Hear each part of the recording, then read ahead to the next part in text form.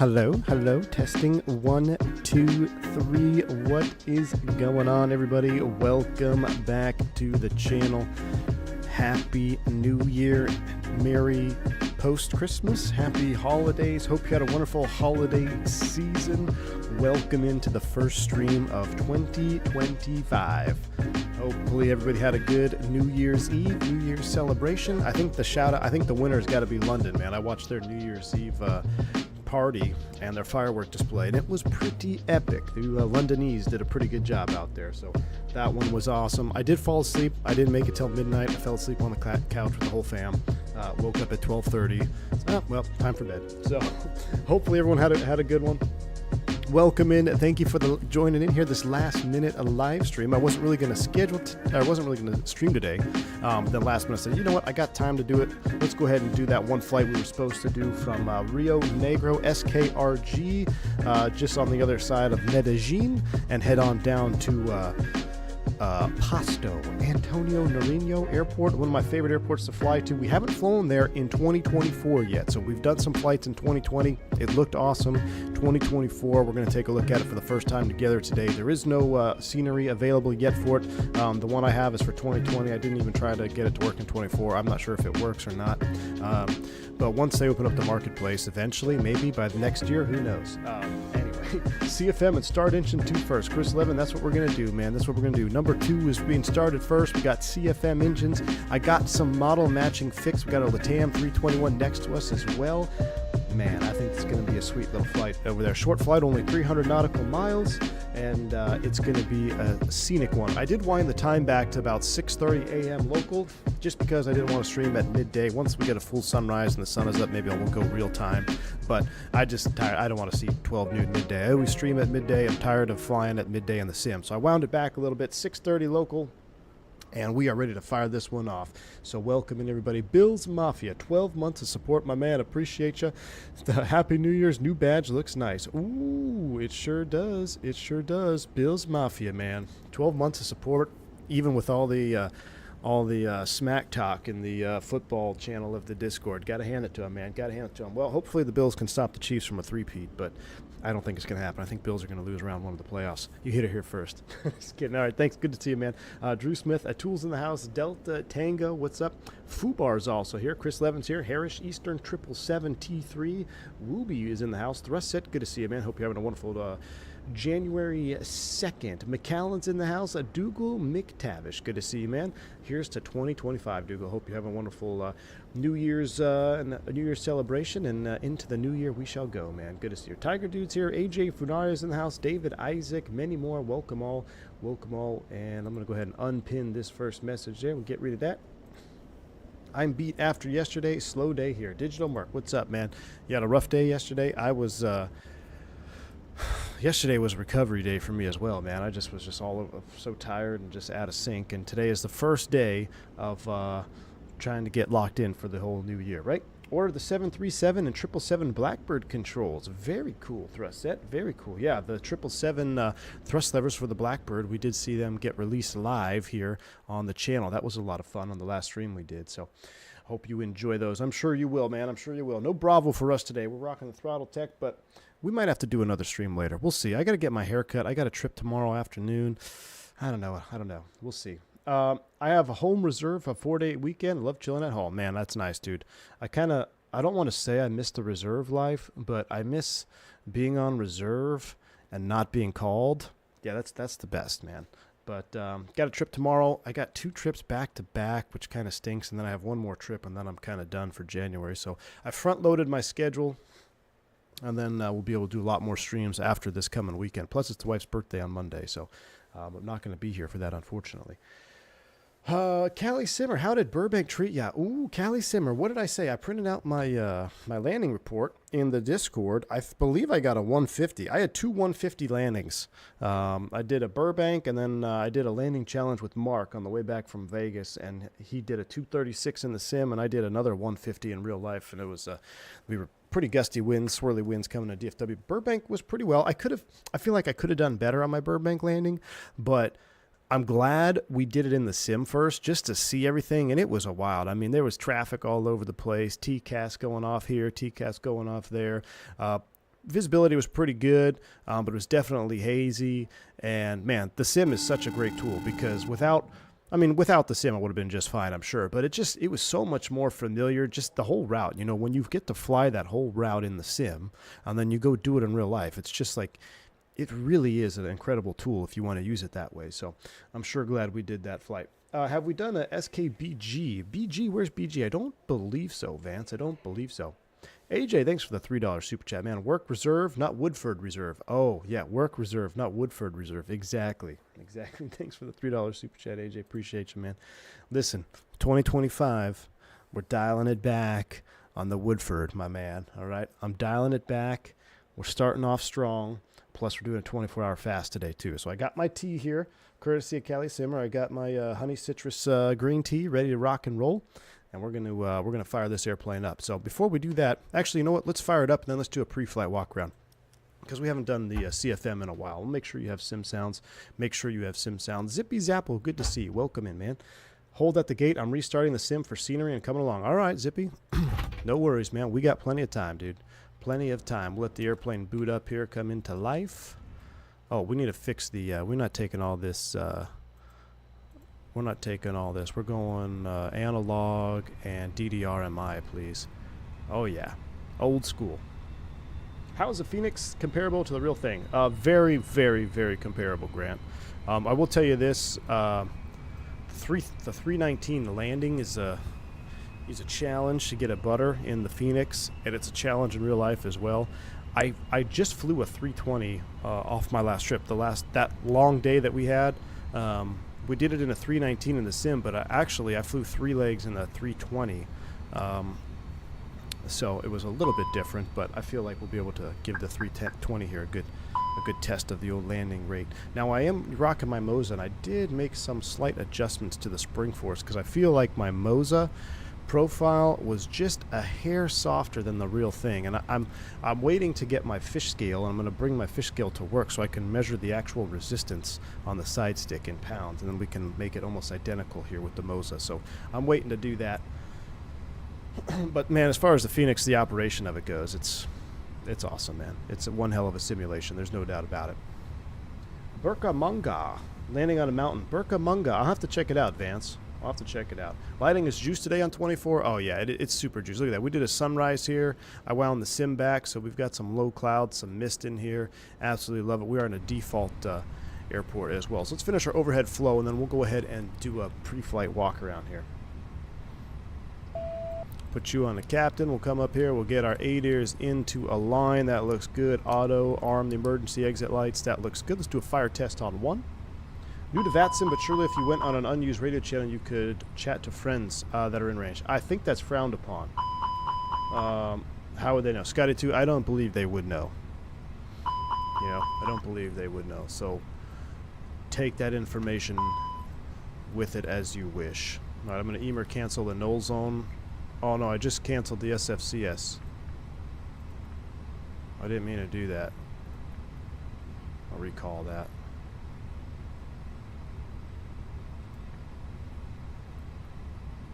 There we go. Okay, now bring up my recall. Now I want to EMER cancel the side stick.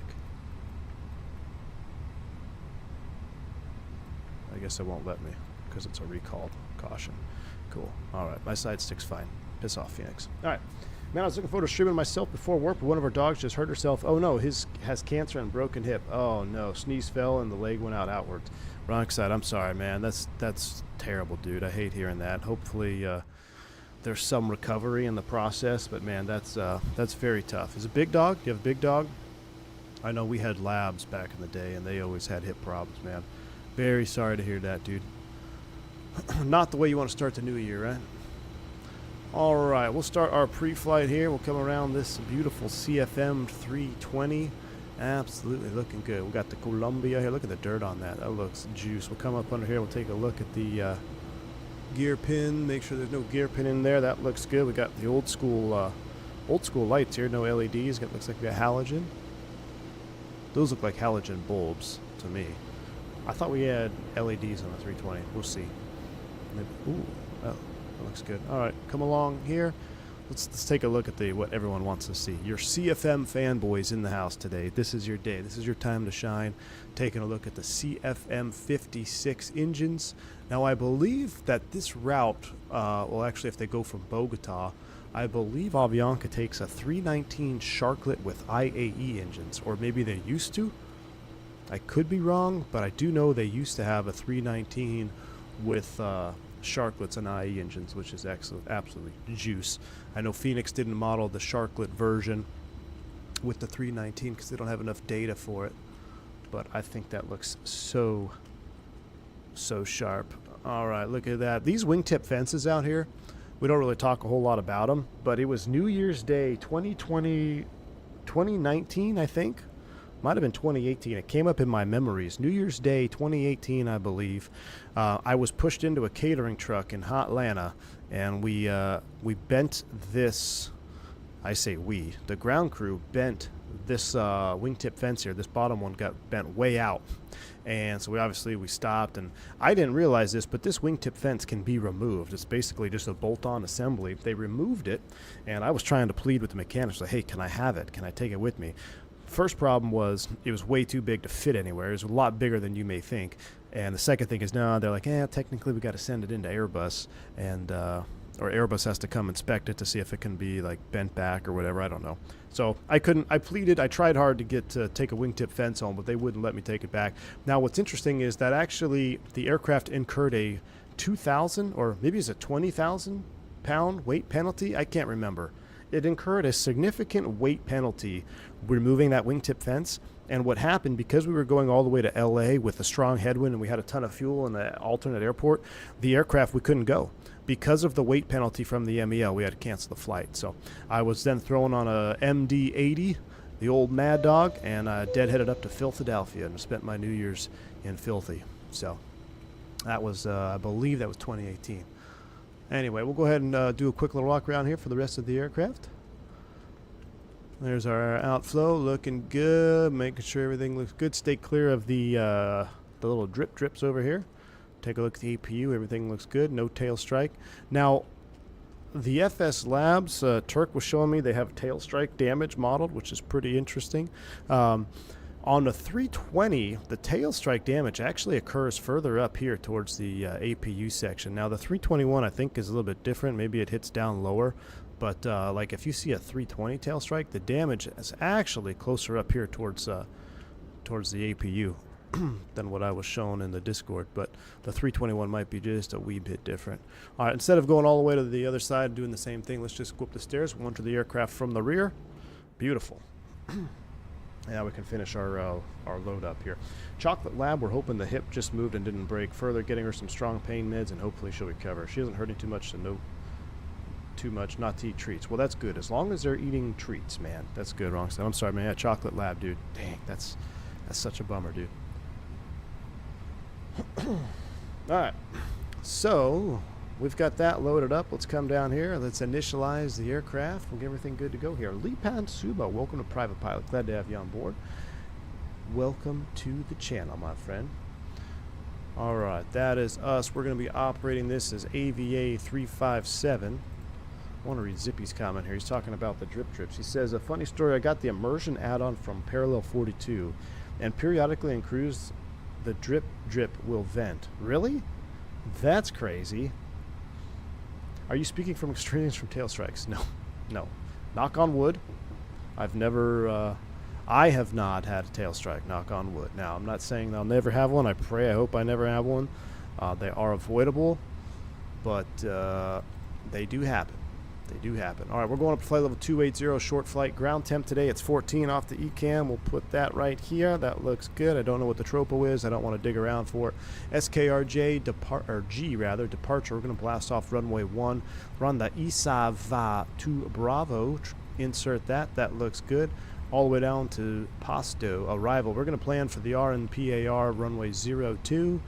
I know technically we're not supposed to do it. We're going to come off the Mike Echo Romeo transition. We'll insert that. Let's take a quick look here. Let's get our VORs on as well.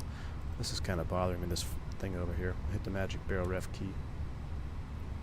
All right, let's take a quick look at this flight plan from Isvat ESVOT to ISON, so let's clear that. Disco, execute. Zoom the range out. Well, let's step through this again. Went boom, climbing right turn. That looks good all the way down.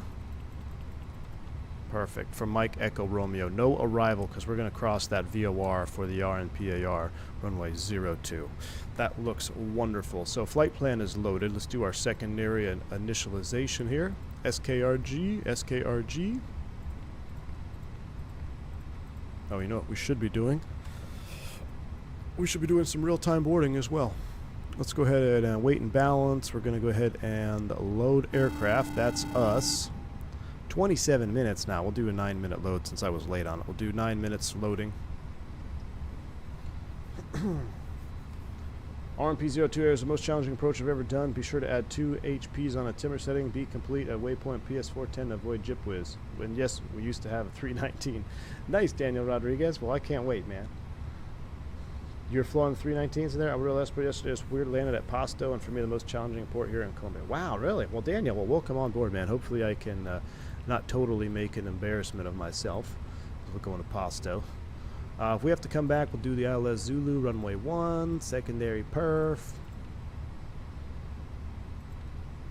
Let's go ahead and put, I'm not sure what the barrow is. Let's see, we're 6,900 feet. Let's call it 7,200.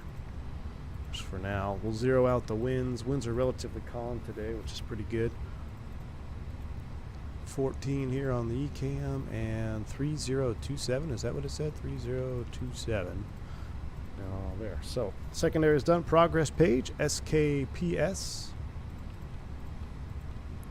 Perf and knit. We'll come over here. We'll take a look at the fuel. We're still fueling, so we'll stand by on that. But we'll go ahead and get the APU primed up and ready to go. All right, Virtual Flight Diaries. Good to see you, man. Thank you for the $5 super chat. Happy New Year, my friend.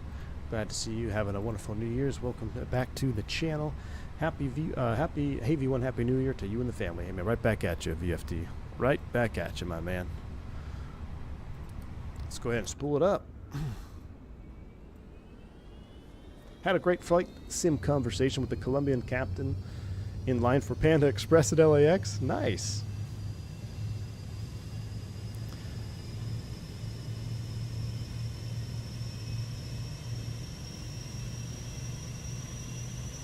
I did LAX this last trip as well, man. I've been West Coast hopping.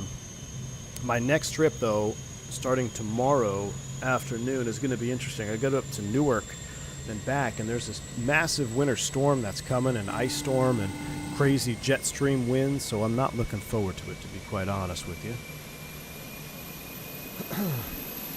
Not looking forward to it. Brad Ward. Thank you, man, for the $13 super chat. Appreciate you. Happy New Year, everyone. Hope you're well. Random question. Do you have a favorite watch to fly with? Brad Ward. My favorite watch to fly with is the watch that my wife got me. My first airline job. So it's nothing super fancy. It's got like some carbon fiber on it. It matches my wedding ring, and it's my favorite watch because she got it for me, and I've been wearing it ever since. So. I'm not really like a hardcore watch guy. I know there's a lot of folks out there that are big-time Breitling fans, and I'm not too knowledgeable in the whole watch situation just because it's not really my cup of tea. But yeah, it's just it's a guess watch, and it's never failed me since. So it's actually the battery's dead, so I guess it did fail me. I got to get a new battery. Funny thing about my watch, she first got it for me when I was based in Philadelphia, and for years, it ran fine, but every time the battery died, like maybe once a year, maybe every 2 years, I would go to the watch place there in Philadelphia and get a new battery because they change it for you right there, and for crew members, it's free. So, well, other than you pay for the battery. So I would, every time my watch dies, I wait till I fly to Philadelphia to get a new battery. But unfortunately, I'm not going to Philadelphia anytime soon, so I may have to just get a new battery for this next trip because my watch is dead. But all right, we got the chrono going. APU is up and running. Let's finish off our zero fuel. We've got 12.8 in the tanks. That checks 12.8. Boom, that goes there. We'll go ahead and get the fuel tank pumps on. Seatbelt sign is on. Verify that it is balanced. It is looking good. We don't need DC-DUs. Let's go ahead and get rid of that. We got too much going on here. We'll get rid of the DC-DU.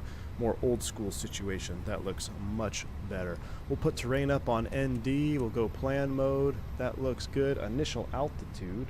No ATC, so let's just go ahead and set flight level 280. Cordova traffic radio check. Gotcha loud and clear. How me? Read me 5, Captain. Alright. So that is good. Let's go run some perf data here. Well, we're going to wait for that actually. Everything else looks good. Then we'll wait for our perf data, but we do need to send our init weights to the box. We'll send those to the McDo. Well, not yet because they're live figures. We got to wait till it's in. So we're basically just hanging tight. That's close enough to 3 minutes. APU bleed. We'll unload the GPU. We'll take a look here at this LATAM while we wait for the rest of the loading to finish up. Filthy is good for something, Mr. Martini. Exactly. James Johnson, how you doing, man? Happy New Year to you, bud. I just smashed the Jesus out of a 339. Oh, no. Zippy, where were you? What 339 was that? Was that the, what's that one that just came out with a new cockpit mod? Essentially the fly-by-wire version. Difference between 320 and 737 CFM? Well, visually, it's the reverser animation. Other than that, I'm not sure. It's the same engine, right? Depending on which variant, but I'm fairly confident that there are variants, CFM 56.5B or whatever, exact same one that you find on a 737. Ginar Huffin, my 54 months of support. Oh my goodness. Happy and prosperous New Year's, Captain. Hey, Ginar, happy and prosperous New Year's right back at you, man. Appreciate all the support over the years, dude. Appreciate you. Lots of posts about crew mode not working correctly. Did you try it the last few days? Oh, Thrusted, I've been flying it almost every day, man. I've had 0 issues with career mode.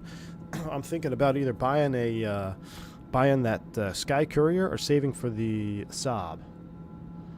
I'm trying. I don't know if we're gonna do Sky Courier or Saab next. I've had no issues. Knock on wood. I thought I canceled you. Let's try now. Okay, there we go. Now I've canceled that. Leave me alone. All right, how we looking? We are 177, 140, almost done. Almost done. Ooh, another Avianca out there. Looks like I got my model matching fixed. That's good. Excellent. Walker Air Transport. What is that, an A330 over there? Cool deal. Saab won the poll the other day. I believe it said saved. So the reason I haven't pulled the trigger on the Saab, well, number one, we're going to do it together if we buy anything in career mode, but I'm hoping we get an update to where we can fly other things, because I would almost rather get the C90 King Air for VIP transport and doing that in the States, or just other versions. You know, I hate to just go straight into Saab flying, but we'll see. The 321 CFMs have more thrust. For what? Compared to Boeing 73 CFM? I've not found a single cargo mission for the Saab. Cargo heavy appears bugged. Not looked in a few weeks. Interesting, Darth. Interesting. I know it's out there. I've seen guys flying it. My personal vote is a Sky Courier since you can't get the Twatter. I do like the Sky Courier, man. Here's the thing. The Sky Courier, we got to have a diverse fleet. For the terrain that we're flying at Berry Seal Logistics, we need a diverse fleet for that medium cargo. I think that Sky Courier can get up and down at some tighter strips in the PC-12, you know? Or at the very least, put the PC-12 in the northern part of South America, and then put the Sky Courier in that kind of central South America, so we're not spending 50, 60, 80, 100K to transfer an airplane every mission. All right, we should have 3 minutes. There's 3 minutes. We're fully up and running. We're disconnected. We are 2 passengers to go. 1 and 2. Boarding is complete. Wonderful. So now I'm going to resend that to the McDo. Now let's go here. We're going to blast off runway 01. It's dry. Sync the final. Sync the live. Calculate. Let's go ahead and we're going to start the new year off strong. Here's where we're not going to set a like goal. I normally do 250 likes, but because it's the new year and the first stream of the new year, we're going to go all out. So I ask that you hit the like button. but we're going to go all out whether you hit it or not. So we're going to go optimum flaps config, Toga yes, packs off, recalculate those numbers. Flaps 1 Toga, we'll send that to the McDo. Let's come over here. Perf speeds 35, 35, 36. Flaps 1 no flex. Absolutely wonderful. We got a company Massagey. Let's come over here and take care of that. New Year with a B-Sod. Wait, you got a B-Sod, Turk? Did you really? I bet you did. I bet you got the what's it called? The Atmos B-Sod. All right, we do have 5 jump seaters on board, so let's go ahead or 5 non-res. We'll go ahead and deploy the jump seat for them. That's good to go. Let's go ahead and disconnect everything and get out of here.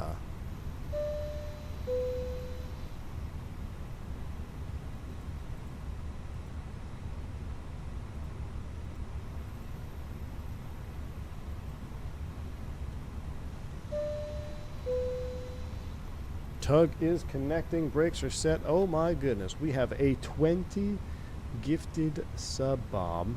Hold on. I gotta pause this. Who is that? Carlito. Happy New Year, my friend. Thank you so much for the 20 gifted memberships. Absolutely fantastic. Thank you for all the support, man. I appreciate you. I know you've been around the channel a very long time. Hope you enjoy this flight over to Pasto. Very, very awesome, man. Thank you so much for the support. Really appreciate that. All right, before start checklist, windows, doors, and slides. They are closed, not armed. Beacons on, thrust levers idle, parking brake is on. Before start checklist is complete. There it goes. Brakes released, you're clear to push. We're going to kind of guide our Fenix here.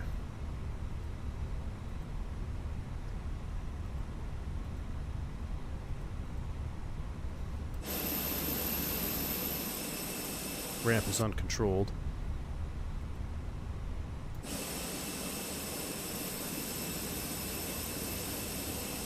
Wait, Turk, you really did get one? Oh, mine was probably a skill issue. Maybe. I mean, I was asking a lot for it on that stream. I had Atmos, Real Cloud, Turb, streaming 2 legs back to back. So, got myself the F-28 for Christmas, New Year's. Any route suggestions? Ooh. F-28. Well, if you want to do some like island hopping, there was a pretty sweet livery from Whiskey Throttle. I can't think of the airline now, but he did one, and we actually flew it out there in the islands, like St. Martin and such. They're I believe they're defunct, but check out there, or you could always do some Rocketeer PVA ops in the West Coast, Best Coast. Or you could fly the really awesome Mexicana F-28, go to Mexico City, Guatemala City, things like that. F-28's awesome, man. I'm hoping they're gonna get that puppy up and running for 2024. I really hope. All right. Let's go ahead and fire this sucker up, right? Let's go. APU bleed is on. That's good. Are we ready to go? We're gonna start 2 first. I can't believe I'm actually doing this. All right, let's take a listen together to the CFM engine start, which I haven't heard in a very long time. So sounds are coming up. I'm going to mute myself. Starting 2. You.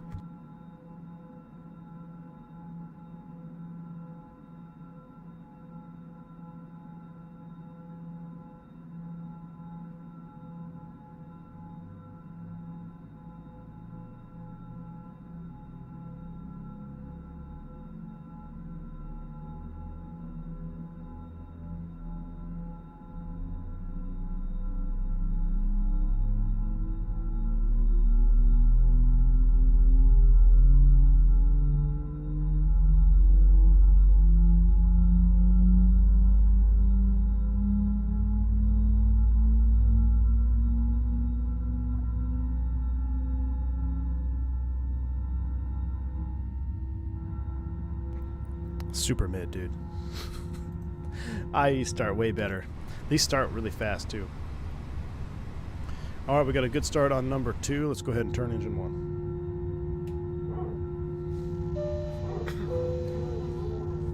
New year, new GPU upgraded to a 7900 XT from a 3070, so I can finally run the Fenix 24 higher than 15 FPS. Very cool, Kyle Lewis. Well, Happy New Year right back at you, my man. Appreciate the support. 25 months of it, and I hope you enjoy that new RX 79 XT. Anytime you can run the Fenix greater than 15 FPS, it's the juice, my man. Carlitos says, Happy New Year to all. My pleasure, everyone. Your streams got me through rough time this year. Keep delivering, gringo. Hey, Carlito. I hear you, my man. Thank you so much, dude. Hey, Carlito, we are the gringos that always deliver, my man. There'll be plenty more. The stream schedule's going to be kind of light this first week and a half or so, but then it's going to pick up. All right, we got 2 good mid-starts. Veil is on. We're going to arm those. We're doing flaps config 1+F.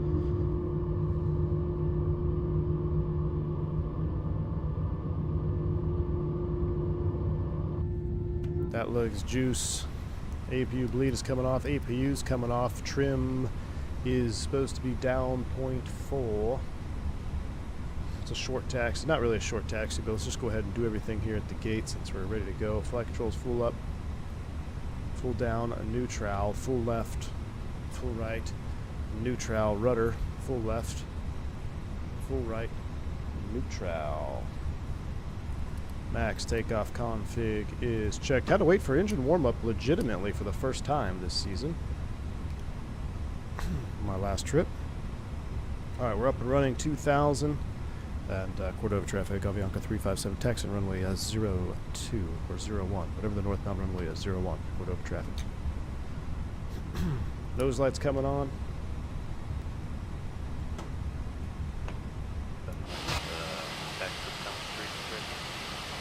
Let's go.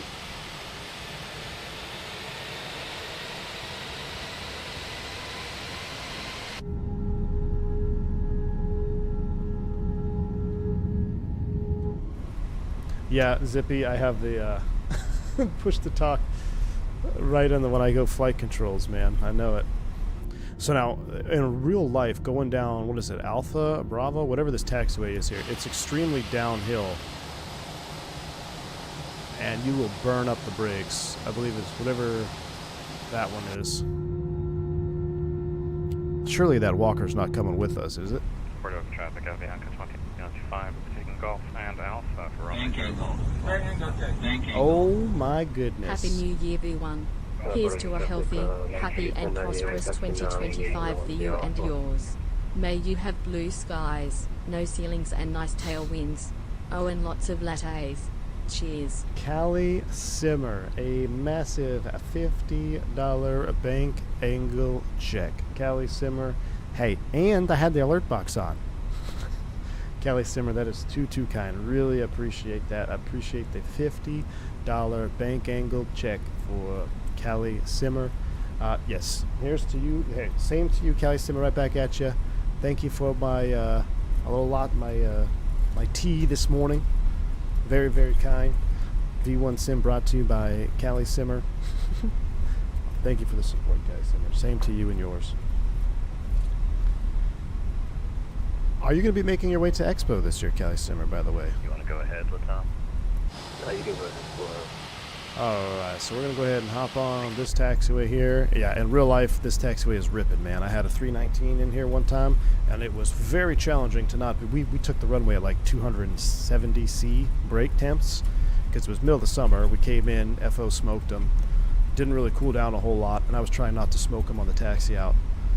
Something we briefed. Already have your Expo tickets? Well, fantastic, Callie Simmer. I look forward to meeting all y'all this upcoming Expo in June. Should be a lot of fun. I do plan on being there. Probably just going to be me. I was really hoping Miss V1 would make the trip, but we're going to be...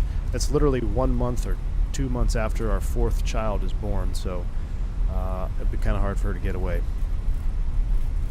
I'm definitely going to the FS Expo this year, as it's a lit an hour and a half drive from my house. Nice. Or a half-hour drive. Very cool, Thomas Ray. Well, I'm staying with you, my man.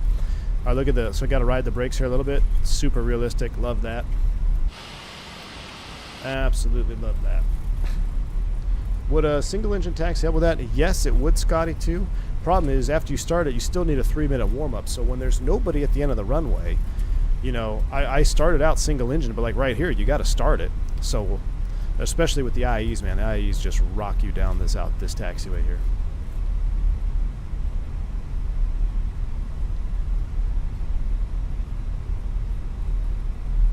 All right. And the last time I was here is pretty cool. There was a bunch of plane spotters out here. There's like a road or something down here. The scenery that I had in 2020 was pretty good. I see some plane spotters out there. It was actually pretty cool. I photobombed a couple people my last trip. So we were in Burbank. And at Burbank, if you're unfamiliar, you board with the air stairs a lot. So depending on which gates you're at. But actually, or is it all of them? I think all the gates are air stair boarding in Burbank. So they're boarding up the air stairs, right? And people had never been on an airplane before. They come out with their phones. They're taking pictures. So what I did, I was like, well, I started sticking my head out the window like this. Hey, I was photobombing everybody. A couple people really got a kick out of that. So maybe I'll end up on the internet somewhere. Who knows? Probably get a call from HR being like, so do you remember your flight from Burbank on December 23rd, whatever? Can we get a V1 cut takeoff soon? Ooh, yeah, we can. I got a line check coming up this month too, so we have to do a hardcore. Maybe we'll do a V1 cut there before that trip. I'm riding the number 2 reverse on this hill. Zippy, you can't drag a reverser in an Airbus, man. Theoretically, you can, but by SOP, it's... And actually, Airbus, well, it's a gray area. Per our SOPs, we can't drag a bucket. Airbus says you can run the idle reverse down to air, or you can run idle reverse, until aircraft stop, or full reverse in an emergency. But for particulates and foreign object ingestion and stuff, and just, it's not, I don't know of anybody that allows that per their SOP to drag a reverse bucket on an Airbus. Maybe in Eurowings.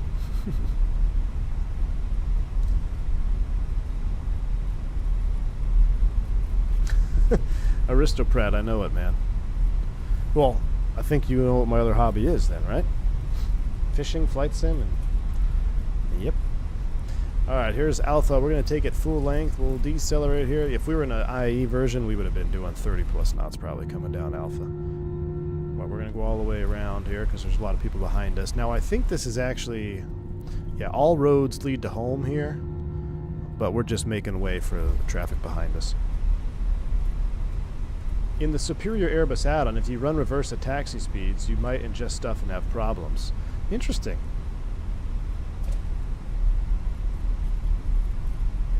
Sounds like a grasping at straws. I'm sure you're HR's favorite employee. Alright. Rio Negro traffic. Avianca 357 departing runway 01, be a right-hand turn out to the south, Rio Negro. Alright, here we go. Let's slide them up. Man, this looks juice. Alright, how many likes did we get? Did we get 250? Can we get at least 250 likes? I'm going packs off just because I love y'all. But let's get that 250 likes in there. Alright, engine warm-up time is good. 280 was set. Packs are cut off. Let's go. I know your quote-unquote superior sim is much better than our less superior sim, but you just took out a fence, sir. Well, you probably also have a scenery. I can neither confirm nor deny. Yeah, because I know where that fence is.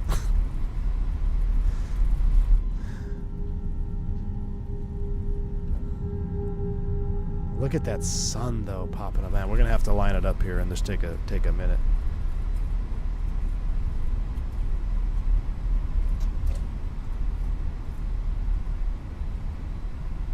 Runway 01.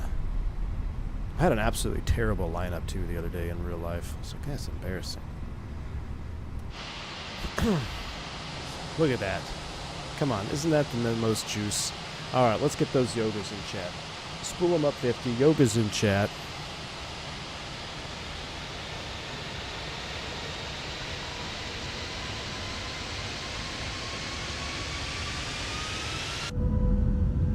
Yoga. It's so whooshy on the CFMs. It's so lame.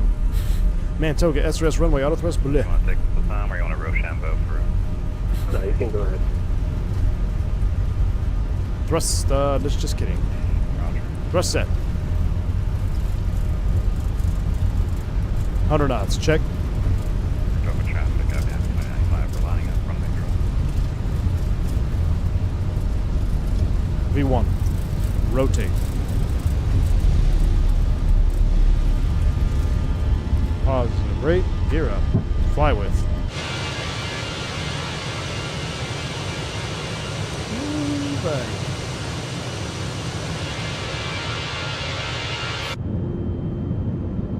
Look at that. Look at that volumetric fog and haze down there.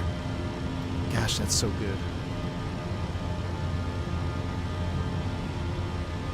We gotta be above 75, which we are, not a problem. Here comes thrust reduction.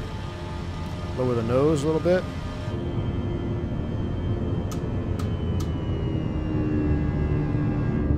Thrust climb, climb. Oh my gosh, that looks amazing though. Here comes a bank angle check to the right. Does that not look absolutely amazing? I need to get pack 1 on here. We'll do pack 2 first. Be nice. Be nice to y'all. Strobe light off. What the heck? Turn it the wrong direction there.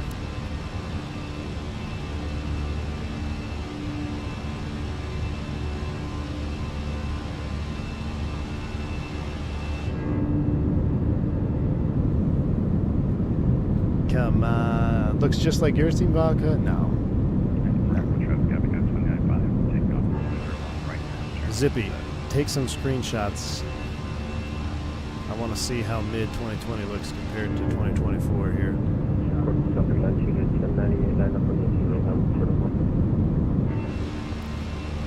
Pack 1, that's associated.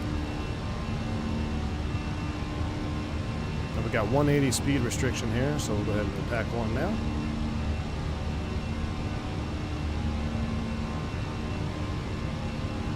$185 on the speeds. We're going to hold 185 here, flaps 1 plus F. There's no way 2020 looks that good. Look at that. The volumetric fog down there, low level clouds, so much juice, dude. So much juice. Chark, if it's the same picture, let me see pictures post. Everyone likes to come in here and say it looks the same, but they never post screenshots. They never go into the Discord and post the same screenshot and say, hey, take a screenshot of your sim right now and tell me what it looks like. Doesn't look like that. Tell you what.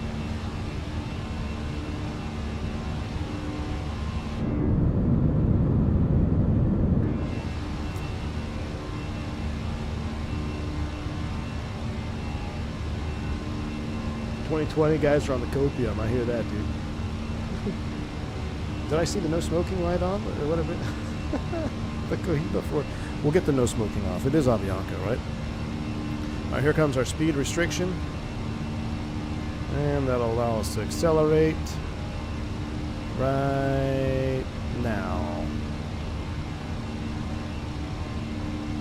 Oh, just hand flies so good, man. Look at that. Come on.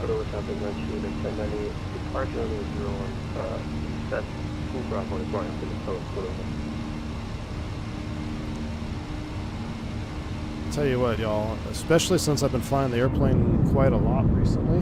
Lap 0, lap takeoff.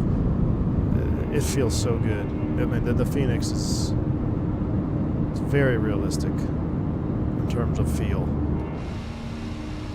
Especially, and the Moza is a big part of that too. Having the proper side stick dampening is a big part of making it feel realistic, but just great stuff, man. Look at this. All right, here you go. On your departure, someone take a screenshot. No one will. I'm gonna take a screenshot right there. No one will take a screenshot.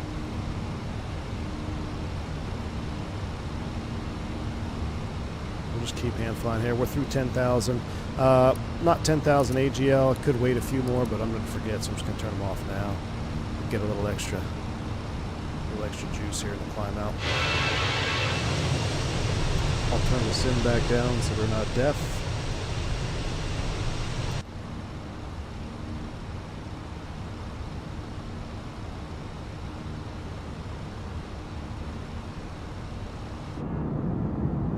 I'm gonna wait to buy 24 till I'm gonna locally download parts of the world. Yes.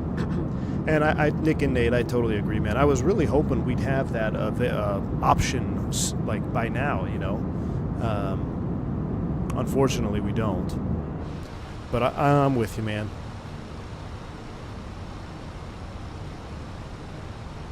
Now, I will say, my Starlink that I run at the home PC, it actually handles the sim quite well. So, and it's not very fast. I mean, maybe in the 20s. And it handles the sim quite fine. So.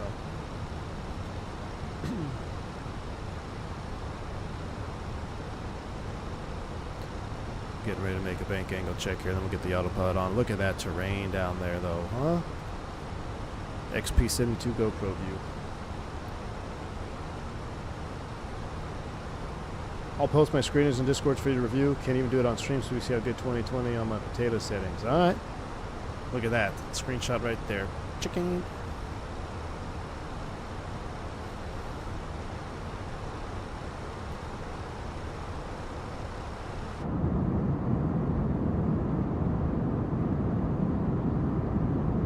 That Christmas patch did me in for 24. My performance just tanked with it. Really, gray shirt.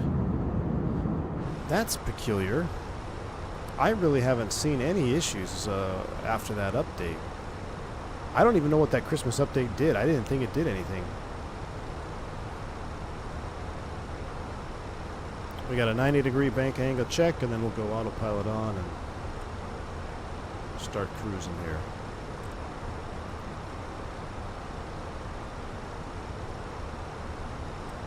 They said they'd have planes unencrypted by Christmas, but here we are. Yeah, that's... I'd also like to see the planes unencrypted. I want some sound. We need a sound pack for the PC-12 so bad. No, I say so bad, but I know the PC-12 default sounds are actually not terrible, but I know we can get better with sound pack. All right, STDs for you, me, and Team Vodka are set. I know what we should do. Should we go autopilot on and watch it from cinematic turn? Let's do that. Let's go AP1 on. Full screen cam, and right before it turns, we'll go cinematic outside view. It'll be like a commercial for Avianca. Right here.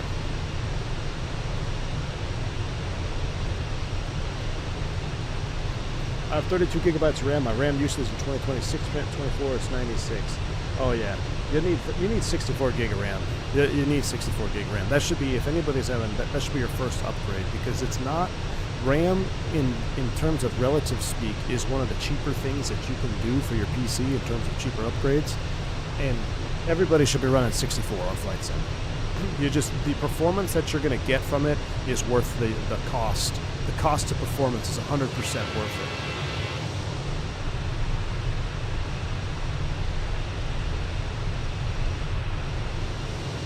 Look at that.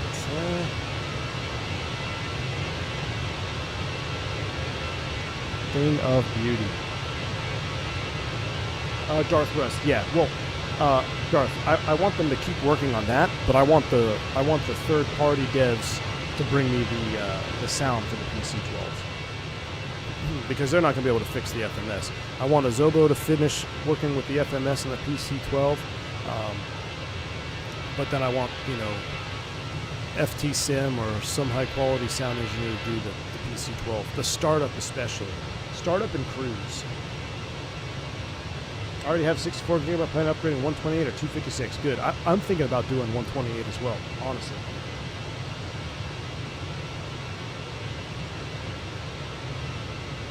Is the sensitivity of the sights the same as the real one? I want to buy on Pazza. Yes. So, man, this is one hell of a bank angle check here. So, unfortunately, the Colombia, South America terrain still has a lot of clouds in the ortho, just like in 2020. But hopefully Pasto will look better. Look at that. Look at those clouds. Are you kidding me? Look at that view. Hold on. Let's just a moment of silence. Look at this. Look at this. Screenshot. All you 2020 copiums, take a screenshot right now. Left Windows print screen. There. That is the most realistic view I've ever seen in my life. We got high-level stratus, low-level cumuliform. Just, I'm done. Mountain textures have left the building. Agreed. But that's just South America. South America has had no love in the sim. We need a South America world update where they work on all the orthos for the terrain and stuff.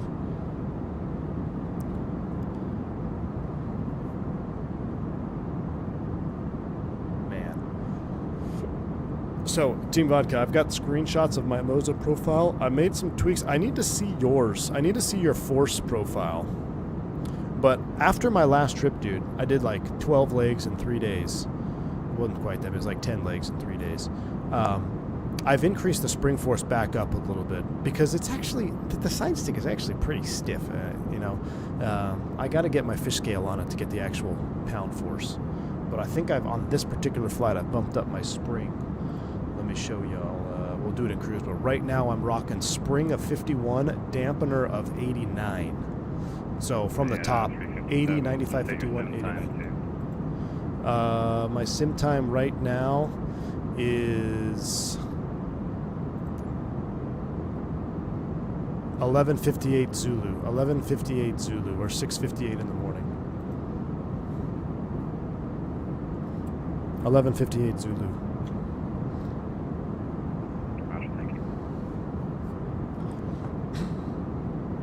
I was going to say something. Somebody asked me a question about, oh, yeah, the side sticks, the Moza. Yeah, so the profile in the Discord, we got it. We're splitting hairs with the profiling here, but we're trying to get it as real as absolutely possible. Now, one thing I've noticed, too, going from airplane to airplane, I swear to you, some side sticks in the real airplane are actually a little bit lighter than some other ones. The newest ones with the new Neos and stuff, they all seem to be almost identical. But man, I swear, some of the older CFMs, or CEOs rather, not CEOs, the classics, I swear the side stick is a little less stiff, like just in the center part, you know. Like a brand new 320 Neo or a 321 Neo, it's very meh. Whereas the CEOs are kind of like a little loosey-goosey in the middle. I don't know. Maybe it's just me, but I'm paying hyper attention to every side stick when I go flying. But until I can put a scale on it and actually measure the forces. Work in progress V5 will be pasted in hardware shortly. Good. Moza's really stepping up. They're also releasing an active racing pedal, undercuts the competition by almost $1,000. Really, Digital Merc. That's awesome. I'm pulling for Moza, man. I really am. I'm hoping Moza can keep delivering, because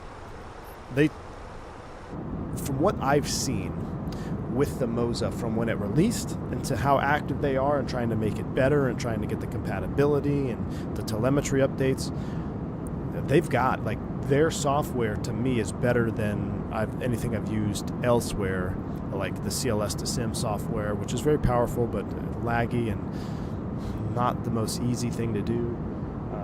So if they can keep knocking it out, keep bringing updates, and maybe, just maybe, fingers crossed, we'll be getting a force feedback yoke from them, that would be epic. Well, Vodka, we might have to just keep 2 profiles, man, you know, because that loose feel, like I was saying, I swear some of the classic airplanes, the side stick is just softer. And then the new ones are all, I mean, they feel identical. Now, they may all have the same force at like full deflection or whatever, but I swear some have a softer center than others. Could be because of wear. You're right, could be. Does the FSprojects stick work on the Moza? Yes, it does. This is the FSprojects side stick with the Moza AB9 base. And what the base, I need to get clarification, because my FSprojects stick is one of the original ones, and they've made some additional changes to the mounting solutions. But what I can tell you is whatever the Thrustmaster Warthog compatible side stick is the one that I have, and it's working with the Moza base. It's very similar if you look at, like, this is the Verpal. Oh no, I'm sorry. This is the Moza base right here, and you can see it looks almost exactly like the Thrustmaster Warthog base. So it's whatever fits on the Thrustmaster Warthog base is what I'm using, and what fits on my Moza AB9. Now there could be another one that whatever they call it, something different. I'm not sure, but that's what I got. It's working pretty good. The FS project with the Verpal is different. Okay, FS projects with Thrustmaster HOTAS base. That's what you want. You want the HOTAS, Thrustmaster HOTAS base. You don't want the Verpal base, I guess. Okay, It's Kyle says, my Verpal FS Projects died sick doesn't, so make sure you get the Thrustmaster one. There you go. Have I had any issues with CTDs? What have you done to fix them? Chicagoland, knock on wood. I've not had any CTDs. Knock on wood. But we're up at 280. We got, it's Avianca. The snow smoking sign is off. Seatbelt sign is off. You're now free to move about the cabin. Look at that. Might get just a little bit of a ripple out there on the wing. We'll see here in a minute. Oh, we may have to step up. I'll tell you what. Let's go ahead and request flight level 300. See if we can find some smooth air. We'll go thrust climb, open climb 300. Let's see if we can get some smooth air. Did they finally fix binding simulator? Nah. It's still a binding simulator, but once you get it down, it's better than 2020. That's, you guys know I've been excruciatingly critical on the binding setup in 2024, and I still stand by that. It infuriates me. However, once you get it the way it's supposed to be, it's, I want to say more efficient, but it's better than 2020. But it is infuriating to figure it out. And I still don't. I think I have it figured out, and I still don't know what that very bottom tier is in controls. You have like one tier on top, the second tier for the airplane, and then you have like specific third tier. I don't even know how to set up binding in the third tier. So it still doesn't make 100% sense to me, but what it does do is it automatically detects once you configure a profile for an airplane, you no longer have to switch your profiles all the time. So for me, when I have 10 different USB things for the 320 and 7 different USB things for a 737, I don't have to go into settings and change every single one over to 737. Once you select the aircraft, it automatically identifies which control profile you have for that aircraft. What is your above? More screenies up. Your clouds are better than mine by a mile, but the shades I have, I think my colors are a bit more on point. Okay, we're gonna see. I'm gonna pull up Discord. If my sim crashes, it's because Zippy's Apple made me pull up Discord, and we'll all blame him. So let me pull up Zippy's thing. Did you DM me or did you post them? You posted them. Public. Screenshots.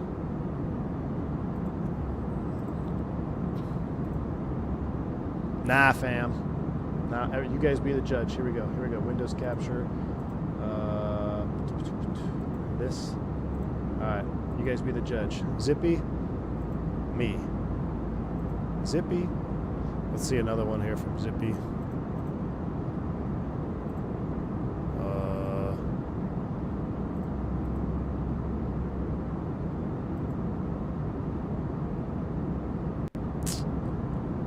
I mean, it's not bad. I wanted to fly that livery, but it's not workable in V2, I guess, or at least that's what it said, so I didn't download it. I wanted to fly that exact livery. So let me go outside and let's try this. We'll go full screen cam. Let me get the angle just like Zippy's.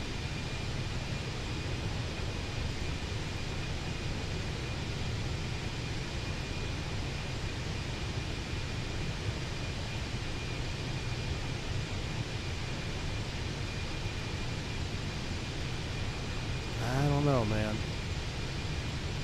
It doesn't, here's the thing, it doesn't look bad. You know.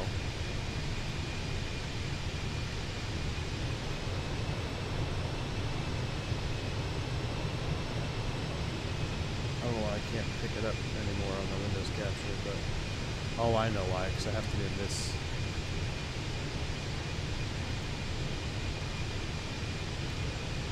You know what could be different, Zippy, is you don't have, so I am in 2020, my weather is tied to the time, so I'm actually running previous weather. What I should do is go real time. I should go to real time. I feel bad if you want to leave my Discord message unread. Did you have one in there? Dude, I don't know if you saw, but I've got like, how many unread messages do I have? I have 112. I have 112 unread messages. JM, thank you for the $10 super chat, man. I appreciate you. I think I was on your real flight a few days ago. Recognized the voice. I was in 32F. Did you see me winking as I walked off the plane? without the connection to lie.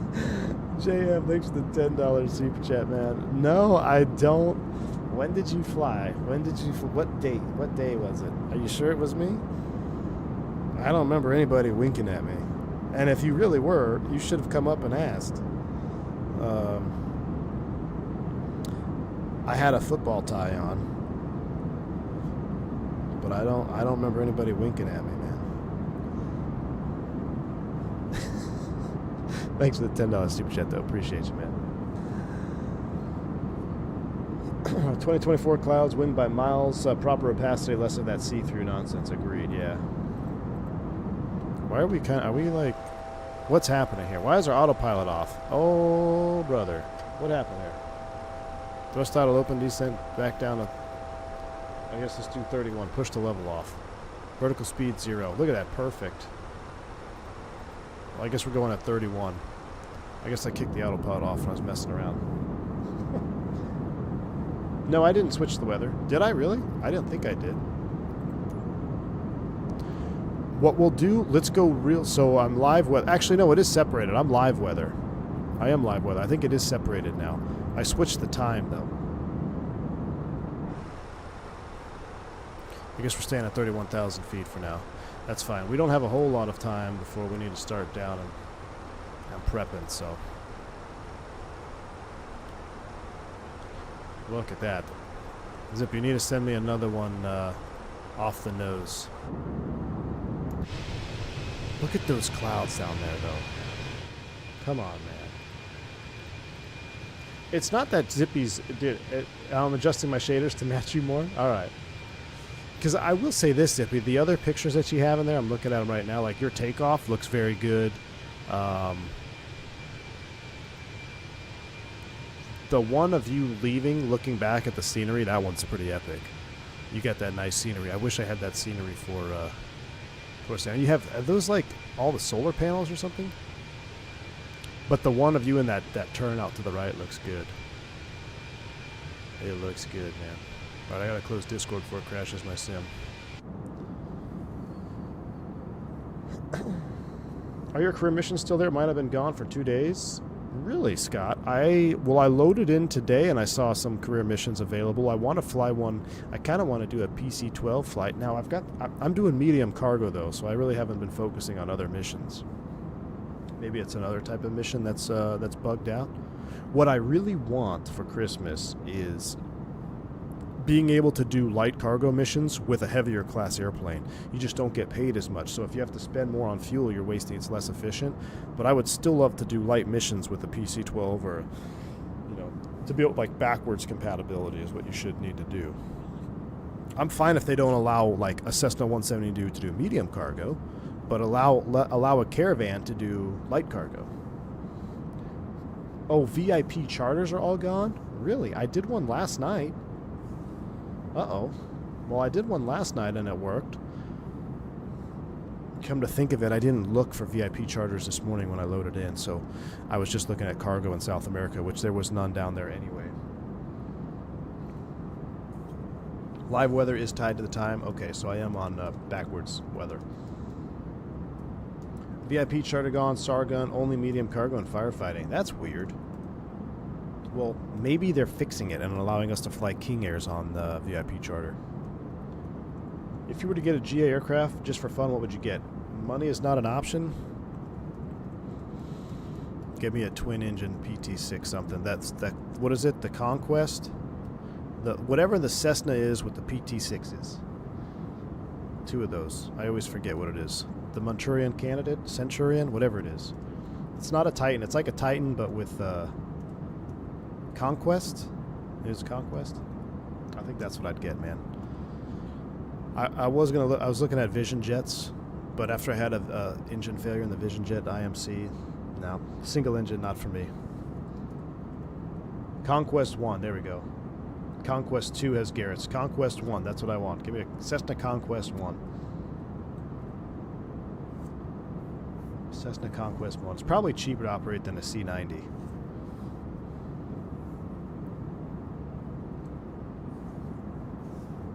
Is that the son of the Star of Bethlehem? Come on, man.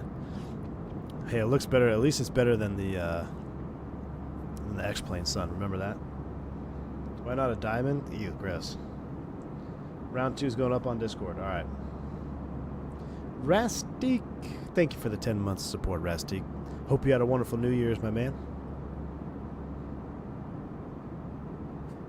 Cargo was looking thin in Canada. Really? Uh-oh. Well, our area of operation has been pretty much South America and Central America for now. Jeremy, good to see you, man. How you doing? We are headed down to Antonio Nariño, Pasto Airport, man. One of my favorites. Done any CJ flying? Fly them in real life. Curious how they are. Real they are. CJ. I mean the citation, like the CJ, the 5.2, or the what the heck is that thing? CJ2 that we have. I haven't flown it in 24, but I had there's a Wulsul mod that worked in 2020, and it was honestly one of my favorite airplanes to fly, and I wish I would have streamed it more.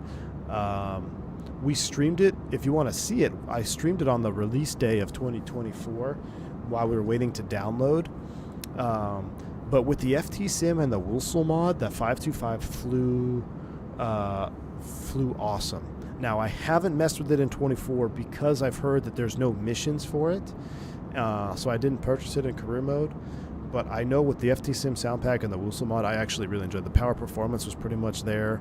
The sounds were great, and it actually was a really good little add-on in 2020. Matter of fact, I might have to give it a shot after the stream just to see where it's at. Let me see if I can pull up a little clip of that. Where was that release day stream?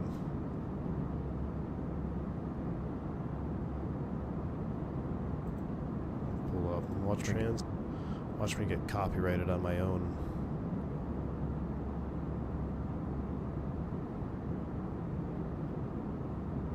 Oh yeah, check this out, man. Check this out.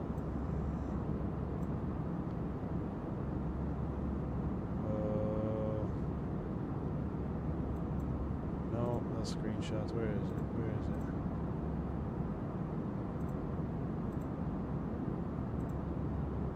it? Need to worry about anything crazy. Take a listen to this. We're TOTO out select. Beautiful. So this is in 2020. All right. Are you guys ready? First ever takeoff in the CJ4. I guess we're not using a tiller. We can get rid of that camera today. Use code STEER24 if you want to buy a tiller Cat 3 design. All right, let's go. Let's go to the Catalina. Let's hold the brakes.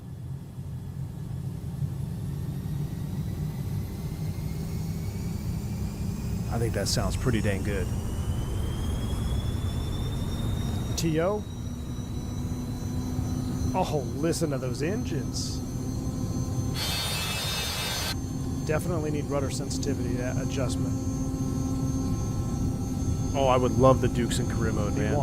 Rotate. A little squirrely on takeoff there, but it hand flew great, man. Positive rate, gear up, fly with.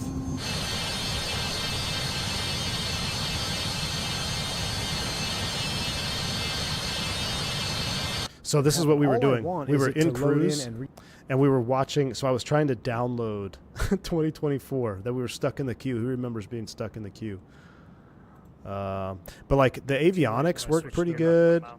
I don't even think the working title avionics in 24 are as good as what this one was up to. This has a post for Microsoft support on my own in non-stream mode. So I go back to the landing at least. So the sim worked. Well. The night is not over. And we had... The night is not over. So with the Wulsul mod, you could like even see your in-flight, all that stuff. It was really cool, man. Airport. Watch how fast this sucker slows down.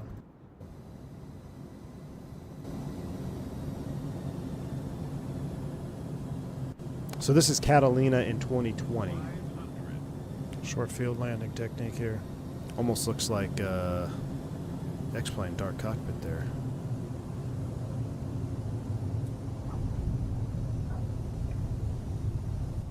Spoilers.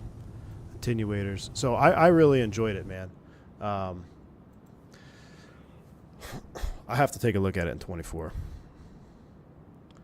Zippy, your sim crashed? Oh, dude. Well, I told you it's because you got Discord up.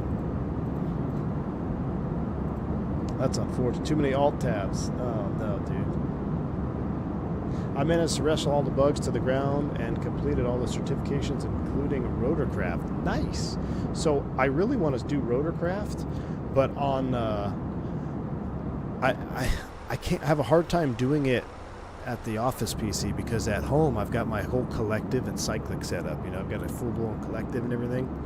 So it really is enjoyable to fly with that setup. Doing it here with just a throttle is kind of, I'm spoiled. So Zippy, were you running Brex Atmos? Or you were running the shaders? Dude, the shaders mods, man. Dude, the shaders are what's going to crash you. I'm telling you. You can't be running that stuff. And any weather mod. Do you have a weather mod running? BSOD Simulator 2020. You don't need it. I managed to grind my way in the PC-24 in career mode. It's worth getting a citation from my charter company. Flight sim guy. The only thing I heard about the heavy charter is there's only a handful of missions and they're in Asia. And they're like 6 hours long. Legitimately 6 hours long. So I haven't picked it up yet because for that reason. Have I ever spoken about the Jeju crash? No, I haven't really talked about it. It's unfortunate, big time, obviously. There's too many questions, man. I'll tell you, my thought is, I think they shut the wrong engine down. I think they had a bird strike on number 2, and they shut down number 1, and for that reason, they didn't put the gear down or the flaps down. Because in my mind, that's the only reason I could think they'd be in such a hurry to land. Because a bird strike, even if you lose that engine on approach, if you don't shut down your good engine, you've got time, man. You've got time. You're on landing, so you're light. You don't have to worry about performance. The ocean is right there, so it's not like you're worried about terrain. The fact that they went 7 minutes from bird strike to going off the end of the runway leads me to think that I think they shut the wrong engine down. Because in my mind, if you have 2 working engines, even if one is damaged, I can't imagine both crew members would forget all of the flaps and the landing gear. So the fact that there's 0 flap, 0 gear leads me to think there was something that they did that intentionally and they thought they didn't have the performance. They didn't want to drag, you know. So just think about, remember we watched the British Midlands accident on Green Dot Aviation? So, you know, but maybe they found out sooner, right? They shut it down. They realized, okay, now we got no power because the bird strike engine is producing very minimal power. So you don't want to lower the gear because you don't think you'll have enough to take you to the runway. That's what I think happened. I could be completely wrong.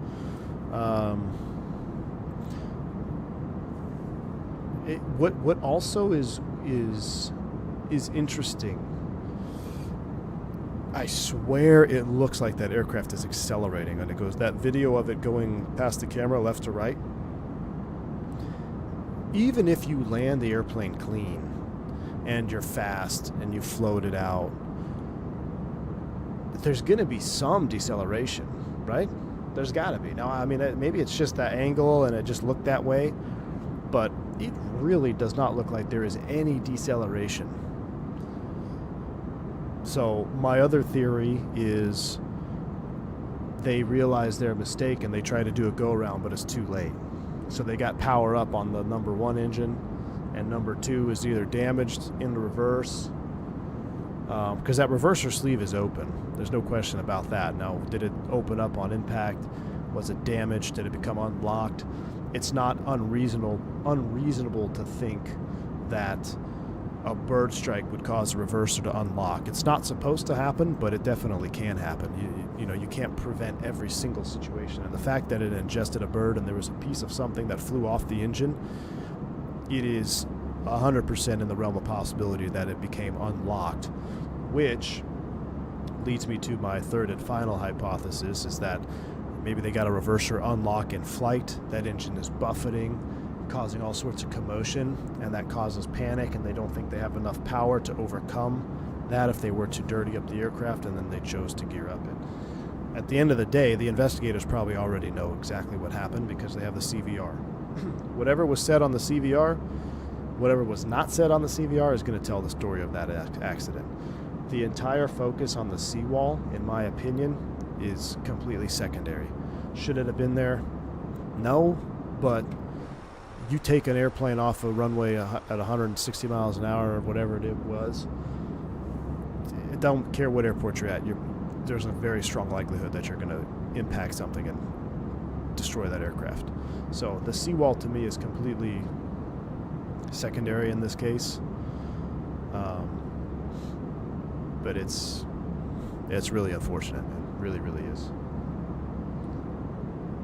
Engine was shaking in the mount. Yeah, I mean, well, that's what I said. That's why, you know, that bird strike. I mean, what if it unlocked? What if they get a Rev 2 unlock in flight and that engine is just vibrating like crazy and they're struggling to maintain altitude? Because, you know, that could, maybe they had, here's a wild speculation. I don't know the systems on the 737, but, you know, maybe the reverser became unlocked and the auto thrust was still on, and when it adds power, it's adding power, and the reverser's on, so it's causing more drag. You know, who knows? Who knows? But I still think number one is the most plausible. I think they shut down the wrong engine, and they realized that, and they said, okay, no gear, no flaps, because we got to get down.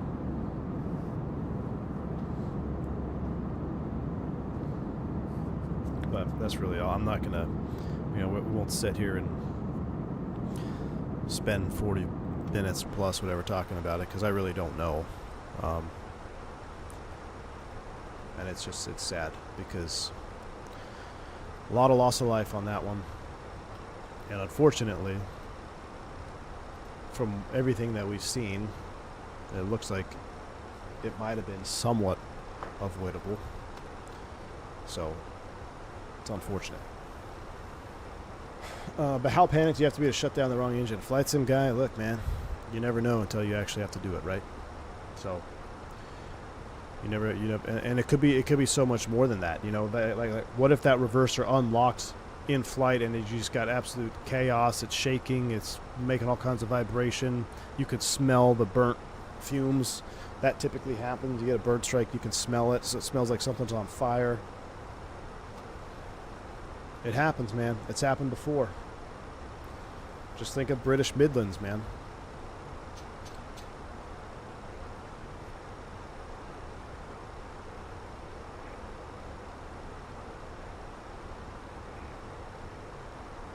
Alright.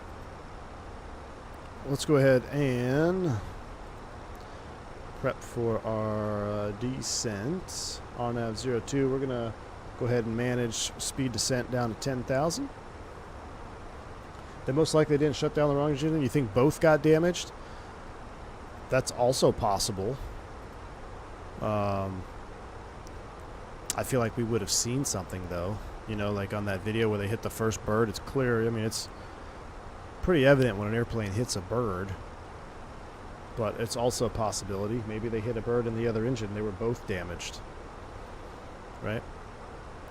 But to me, that's like, I still can't, I have a hard time believing that both crew members forgot the gear and the flaps. So that leads me to believe something happened, whatever it was, whether both engines are damaged, whether there's confusion, whatever happened, it leads me to believe there was a conscious decision to just land the airplane without the gear. So we got to figure out what happened. All right, so we're going to cross Mercadetis, minimum of 12, maximum of 14. We're going to set 12 for max juice. We got 12,000 set or mock descent. For the RMP AR approach, we're going to have a minimum of 6,300 feet. So let's go ahead and put that down here, 6,300. Let's see if we can get some weather.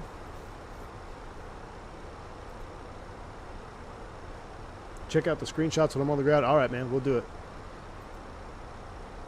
We will do it. SKPS Pasto. I really wish I had a scenery. I believe it was V-Pilot Designs in 2020. They made a great Pasto scenery. There it is. Weather data, 340 at 5. Beautiful. We're going to land to the north as planned. Temperature down there is 19er. Nice and cool. And the QNH is... doesn't say. 1021.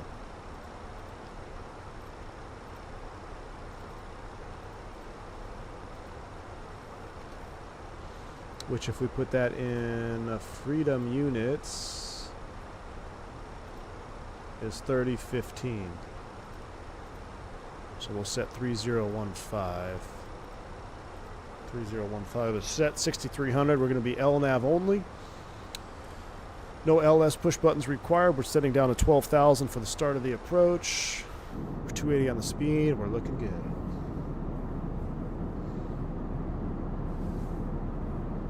Could it have been a hydraulic issue? I'm not going to say no, but there are so many redundancies to hydraulic systems. But here's the thing. McDonnell Douglas said there's no way you could lose all 3 hydraulic systems. Al Haynes, they took off, what, it was Chicago? Engine came off. Or, no, excuse me.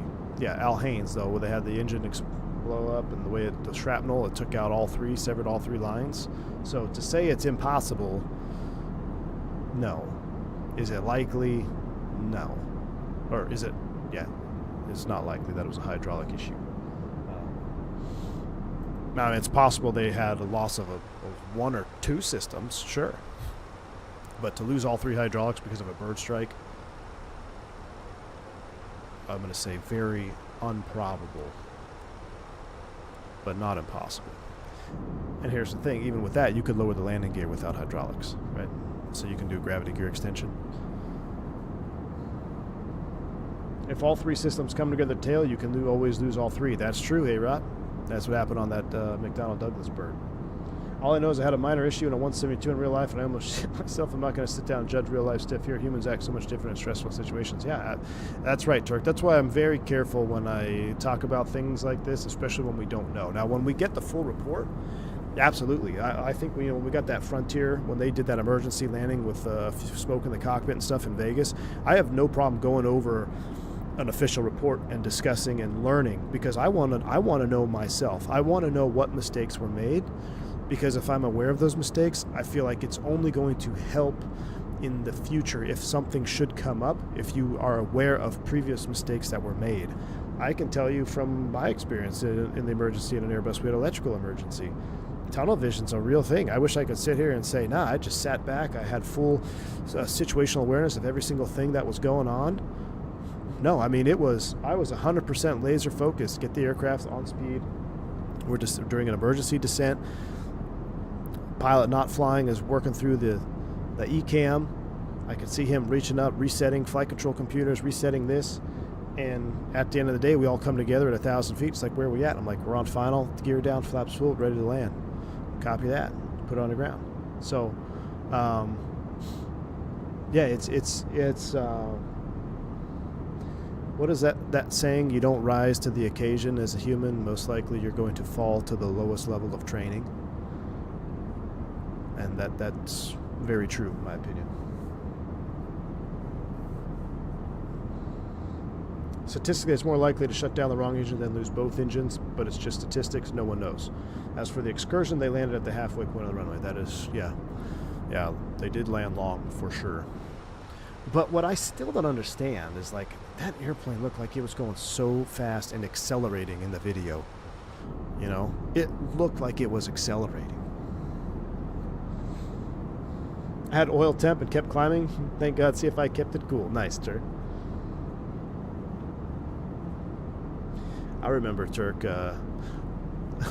doing a single engine training in a Piper Seminole. Shut down the engine, couldn't get it restarted. So, is that an engine failure? I guess technically it is. I always forget about that one. Like, I've never shut down an airliner engine, thank God. Hopefully I don't ever have to. But I do remember we were training. We do a single engine training and it wouldn't restart. So, like, okay, well, I guess technically it's failed. But yeah, man. It's like, okay, this is for real. This is for real. No flap slats, floated like the Fenix. Jeez. I'll tell you what, you land any transport category aircraft with no flaps, no slats, it's going to float. I don't care what it is.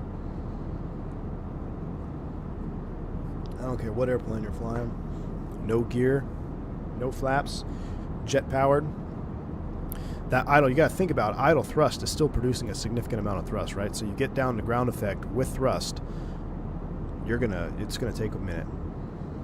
The engines sound like they were increasing, so acceleration is likely.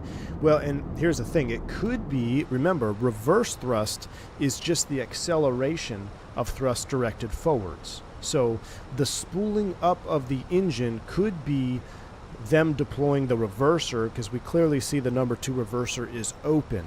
Now, is it open because it's supposed to be open? Did they command it open? It takes hydraulics to open it, or did it open because it got damaged? Too many questions. This is one of those events where the video evidence brings more questions than answers, which is pretty rare. Normally you see a video of a plane accident. You're like, okay, he VMC rolled it, they stalled it, this happened, got hit by a missile. This one, it's like, whoa, I don't know what's going on here. Nacelle was damaged, number 1 was closed. So, did it open though, AJ? That's what I'm saying. So that goes to my reverse unlock theory, right? Reverse or unlock is, we've done it in the sim, and it is very aggressive. All right, we need a little speed brake action here. Let's get the recorder up and ready.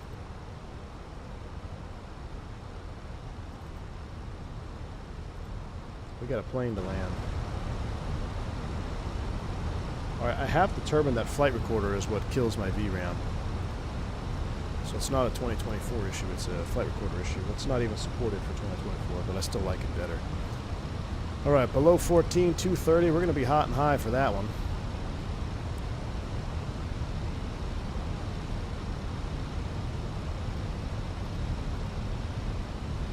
Wesley Wood, are you sure you're not my student? I had a student where they were practicing the engine failure, right? The spiral, pick a spot to land. Then his engine legitimately failed. Did they not get it back? And he landed on his spot. I get a call from the flight school saying, hey, your student just did a crash landing on his check ride. I'm like, oh, great. Is everybody okay? Like, what's happening? And I thought everyone would be okay because of the way he was talking to me. He was like, yeah, we just picked him up in the bus, and he wants to continue his check ride. So they went back up. And he finished. Like, yeah, I already saw you power off. All we have to do is do a short field landing or whatever, and I'll sign you off. Great dude. I still know the DPE that did the check ride. And that was one of my favorite students I ever had. He's a South Korean. I think he's flying 777s now.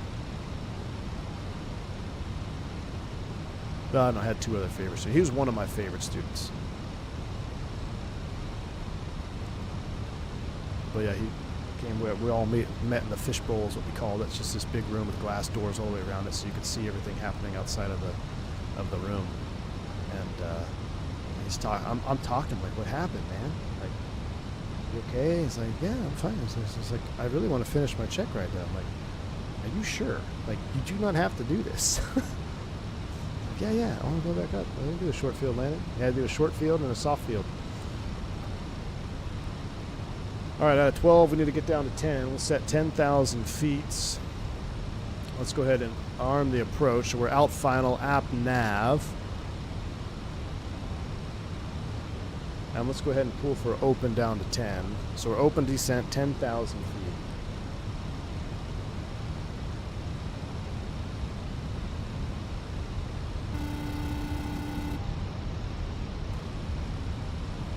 go ahead and get a little extra drag out here. Let's go wing lights, and those are coming up. We'll get the seatbelt sign on.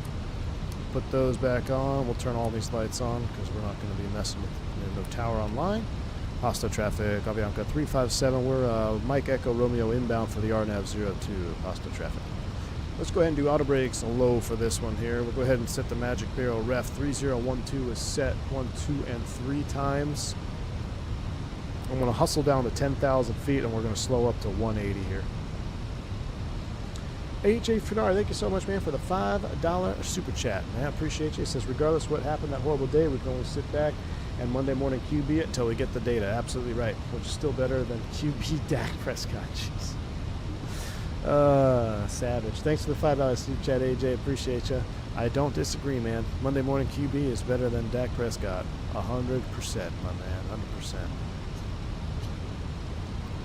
We got traffic behind us. We'll maintain 220 until PS00409, and then we'll slow it up. Let's go ahead and activate and confirm the approach phase. Activate, confirm. 139 VAP. We're looking good. VDEV brick is up. We're definitely getting some turbulence here as we go through these clouds. Hopefully we can see the runway, actually. Them refs got paid? Where? Don't tell me, dude. It's not targeting in the Longhorns game. I don't want to hear about it. The closest to targeting was the frickin' ASU guy that took out the receiver. That was 100% targeting. They didn't call that.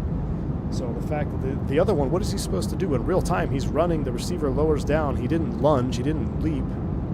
It was not targeting. That was not targeting. No, it was not to the chest, dude. His neck blew backwards. It's not targeting. All right, VFE next minus 10 flaps 1. Scata who? Burnt orange humble pie. Oh man, what's up, dude? Good to see you, Al W. Hope you're having a good one, man. All right, we're gonna drop it down to 8,800 here. I don't know why I didn't capture it because I guess we're not at the final, and we're not RMPAR, so we gotta hustle up here. Any BS logistics after this? We'll see, man. I gotta get my haircut.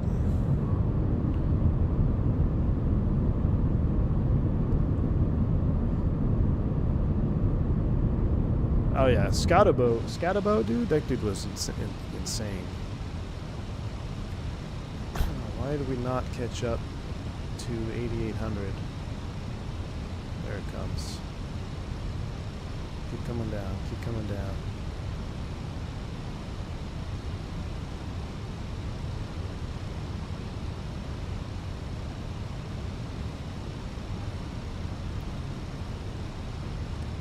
Let's go flaps 3 out of sequence. Speed checks, flaps 3.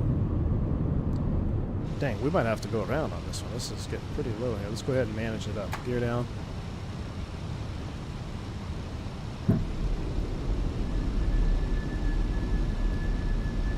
I think I might have been a little earlier than that. PS411, 8,800 to 150 knots. I'm going to hold tight on the 2,500. Let's select speed, 160, 155 there. Yeah, we're going to level here for a bit. I shouldn't have dropped the gear just there.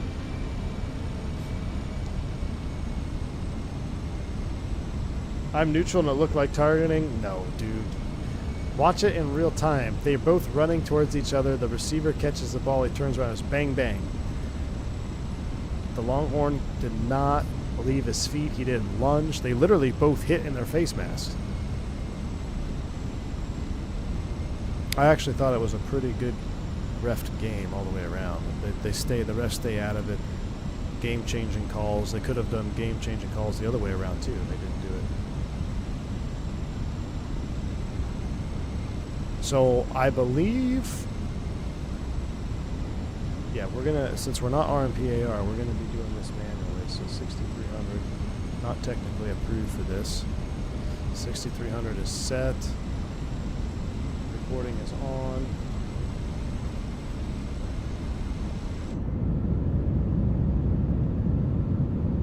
Look at this. This is wild. Alright, there she goes. Final lap, the final approach fix. Now we'll manage speed. Terrain ahead. Pull up. Nah, you're fine. Flaps full. Terrain ahead.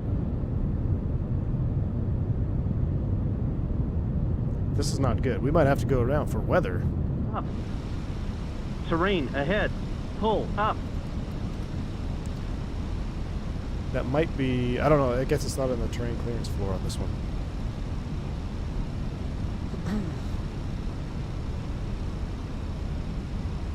I don't know if they do it for real, Sam F. I think the problem with that is it's not in the TCF for the Airbus, for the Fenix.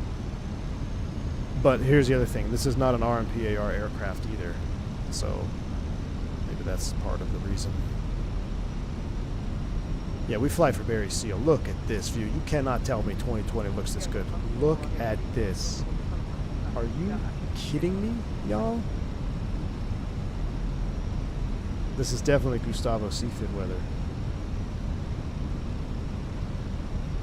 Daniel, okay, so do you guys have to turn off the Jip Whiz on this approach, or does it stay? Does it not say anything when you're fully configured in time? This is gnarly.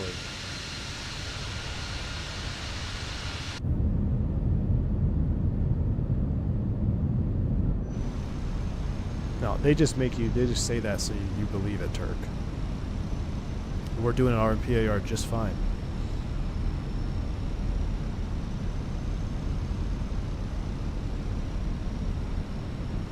Not for WGP, WS Alert, you must have visual before the left turn.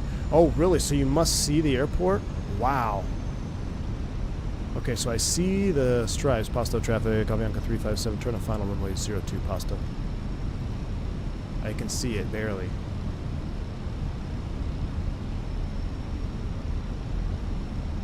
We're approaching minimums.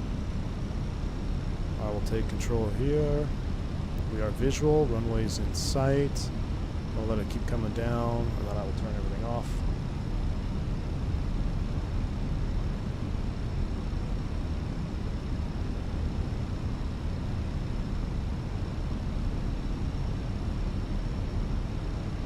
Alright, autopilot's coming off. Flight directors, bird on. 100 above.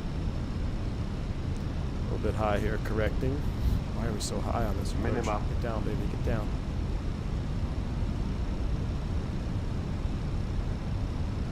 Sync rate check, sync rate check. 500.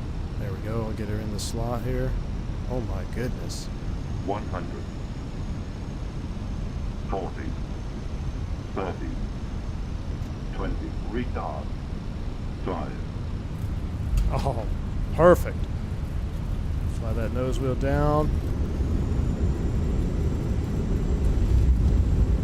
Spoilers, reverse green, we're decelling. Perfect, no float on that one. Looked pretty good. 70 knots, manual brakes.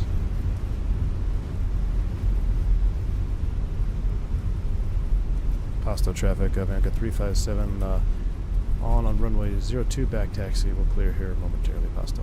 I know there's another guy on final, so we gotta clear.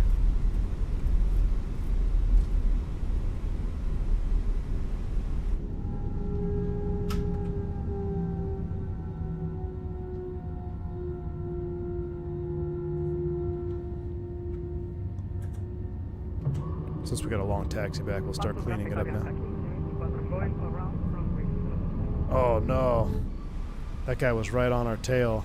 He's going around. Look at that. Traffic. Traffic. Sorry, dude.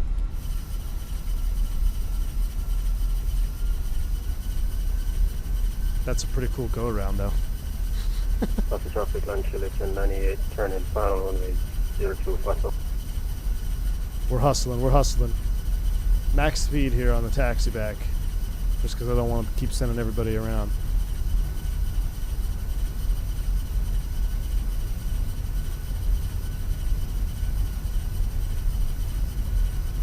Did anybody see a taxi off? I didn't even see a place to taxi off. Oh, there it is. We'll be clear. Keep coming. Doing 37 knots.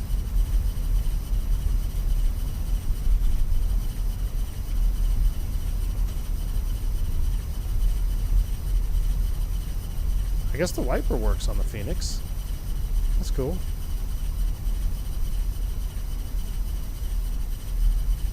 Pasto traffic, Bianca 357, we're clearing runway 02. Pasto. Whew. We didn't wait till the aircraft was past a whole short line. Is windshield wiper that loud in real life? Yes, it is. And it's just as annoying. That's why I rarely ever use it. I mean, I use it if it's pouring rain, you gotta see it, but like in conditions like this, I'll normally just let it pile up, then do 1 or 2 swipes and then keep going. Come on. Come on, baby. Come on. Gonna run over this guy, unfortunately. Sorry, bud.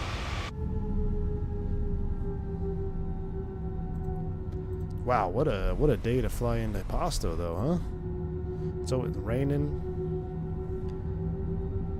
Is Avianca hiring?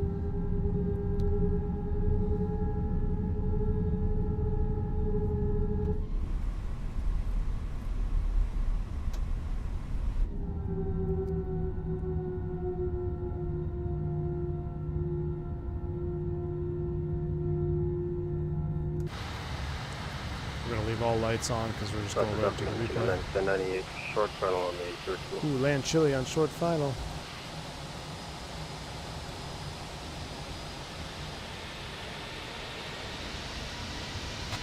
So what's on there, V1?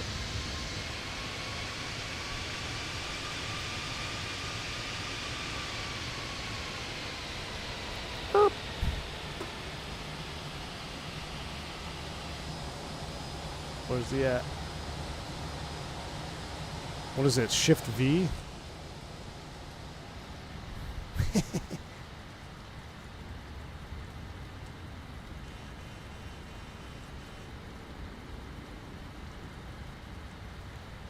How do you go down?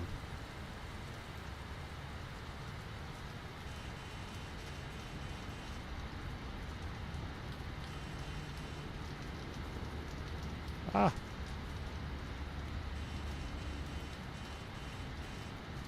That's pretty cool. Plane spotting in Pasto. Oh! Oh, come on. We have another Slustavo here? I think we have another Slustavo in the house.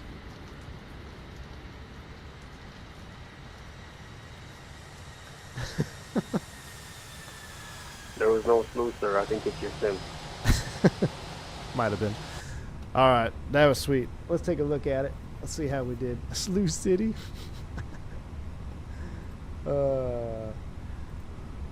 Alright. Let's see how we did. Let's pause the sale. Let's disconnect from my Veo Premium so people have somewhere to park. Good thing this is outside of my jurisdiction. Virtual Transportation Safety Board. What's up, man? Good to see you. Alright, so let's pause it. Run her forward. Yada, yada, yada. Resume from here. Get the flaps out. Turn the parking brake off. Arm the speed brake. It's the feds run. Man, that was a juicy approach, though. This is why, look at the, I really wanted to see the terrain differences. Oh my gosh, that looks way better than 2020. Look at those mountains. Look at the definition on those. Those actually look better than 2020. Yeah, that definitely looks a little better in 2020 right there. Now, I wish I had the scenery. The scenery would have made it look really good. Flight Sim guy, yeah, this is the same recorder that I have in 2020. And it causes VRAM issues, but it's still easier to use than the other one. Look at this approach. Let's see how we did here.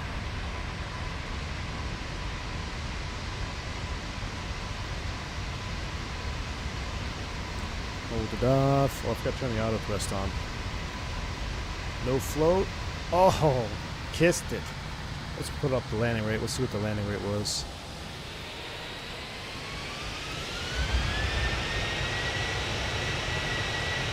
Scotty2, thank you for the 5 gifted subs, man. Appreciate you.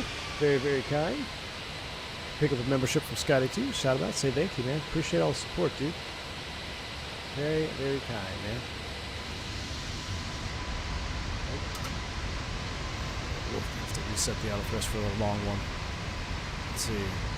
I'll rest that descent rate, hold it off. Ooh, 254. I'll take a 254. That's pretty hard, really. Because 150, I did a 150 in Burbank, and it wasn't my best, but 250, it's like double that, really? Let me see if I can get another one here. It's probably about 250. Oh, I needed a hair more flare, yeah. 259 on that one. I needed a hair more flare. But I like that. That felt. Here's the thing. I also forgot we're landing at what 6,000 feet field elevation, so a little bit less. There's definitely a little bit less float control response situation. It's gonna want to just come out. You're gonna need a little bit more flare. All right, I'm gonna reset everything here. I'm gonna get the spoilers down. Roll spoilers to come out. If I can disarm them, there they go. Let's put the auto thrust back on. Floating in Pasto is not recommended. No, it is not at all. But that's gonna wrap this one up here for sure, because 116. I got a couple things to do. We got a game at 3 o'clock, so I think I'm gonna have to end it here, unfortunately. But Edison says, "Don't worry, you must land positive to warranty your landing here." Exactly. Yes, we do not want to be floating in Pasto, especially with a wet runway. So, I sure had fun with this. I hope you guys enjoy this flight. Short little appetizer flight to get us started here for 2025. Wow, it feels weird saying that, 2025, doesn't it? There will be much more to come this year. I look forward to all the content and streams we're going to be doing. I've got some fun ideas. I think it's going to be a great year for the channel. So I probably won't see y'all for the next 5 days or so at least, because like I said, I start a trip tomorrow, back to back with another trip. Then it's the wife's birthday. But then after that, it's going to be smooth sailing for the rest of January. So be looking around for those last minute stream notifications in case we do some Barry Seal ops here and there. But I got to go get my hair cut because I look like a scrub. And I got a long trip coming up. So y'all have a wonderful rest of your weekend. Stay safe, stay healthy, go Irish. I'm B1. See you.